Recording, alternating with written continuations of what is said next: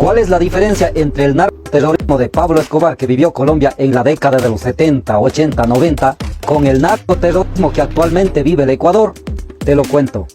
En Colombia habían producido cocaína y droga. Ahora en Ecuador también estarían produciendo. En Colombia habían exportado cocaína a los Estados Unidos y a otros países del mundo. Ahora desde Ecuador también. En Colombia asesinaban a policías y militares. Ahora en Ecuador también. En Colombia atacaban a la población civil inocente. Ahora en Ecuador también. En Colombia habían asesinado a miles de personas de la población civil. Ahora en Ecuador también. En Colombia habrían extorsionado a las autoridades de control. Ahora en Ecuador también. En Colombia habrían asesinado a fiscales y jueces.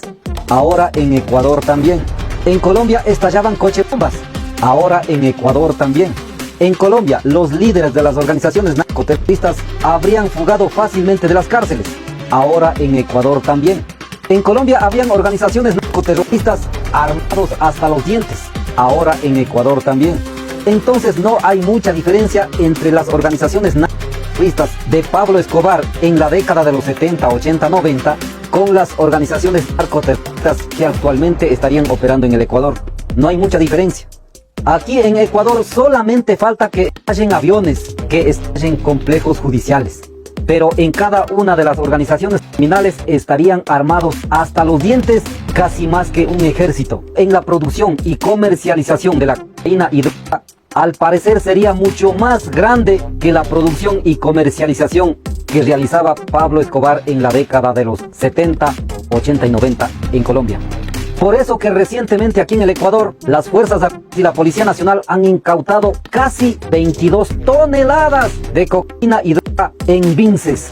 Eso es demasiada cantidad. Mientras Pablo Escobar en aquella época exportaría por kilos, pero ahora desde el Ecuador estarían exportando por toneladas. Fíjese la diferencia en ese caso. Si en la década de los 70, 80, 90, la tecnología no habría sido como ahora.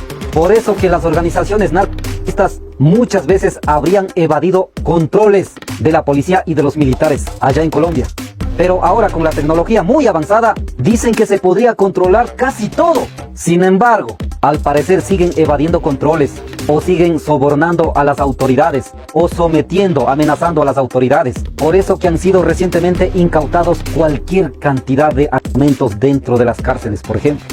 Entonces me pregunto, o muchos preguntarán, ¿existirán expertos en controlar el terrorismo y el narcotráfico? ¿Qué será? ¿Qué dicen ustedes? Tal vez alguien dirá, sí, claro que sí, son los gringos. Entonces me permito emitir mi criterio muy personal. Yo participé en un curso sobre examinación de documentos de viaje y prevención de fraude, organizado por la Secretaría del Comité Interamericano contra el Terrorismo de la Organización de Estados Americanos, OEA, por el Gobierno de la República del Ecuador y el Laboratorio Forense del Departamento de Investigaciones de Seguridad Nacional del Gobierno de los Estados Unidos, por una semana en el año 2013. El contenido del curso fueron lucha contra el narcoterrorismo, trata o tráfico de personas, tráfico de órganos, tráfico de cocaína y drogas, lucha contra el terrorismo y el crimen organizado. Allí en ese curso nos indicaron que no existen expertos en controlar a las organizaciones terroristas, ya que estas organizaciones de crimen organizado estarían con 2 o 3 pasos más adelante en métodos, estrategias, armamentos, tecnología y recursos a las Fuerzas Armadas y a la Policía Nacional. Por eso que a diario aparecen otras formas de tráfico. Han sido incautados drogas, armamentos en otras rutas, en circunstancias distintas. Han sido exportados drogas en bananos, entre otros productos en cargamentos en contenedores. Eso significa que posiblemente será con la complicidad de las mismas autoridades de los puertos, por ejemplo. Entonces las personas encargadas en la lucha contra el narcoterrorismo tienen que estar investigando todos los días, tienen que infiltrar en las organizaciones narcoterroristas para saber cuáles son los nuevos métodos o nuevas estrategias en la operación para la comercialización de cocaína o drogas. La mejor estrategia desde el Estado, desde la sociedad civil, desde las autoridades de los organismos de control, sería acabar con la corrupción. Cuando se acabe con la corrupción, tendríamos autoridades inquebrantables, insobornables, que no permitirían el paso de droga, de armamentos, de nada.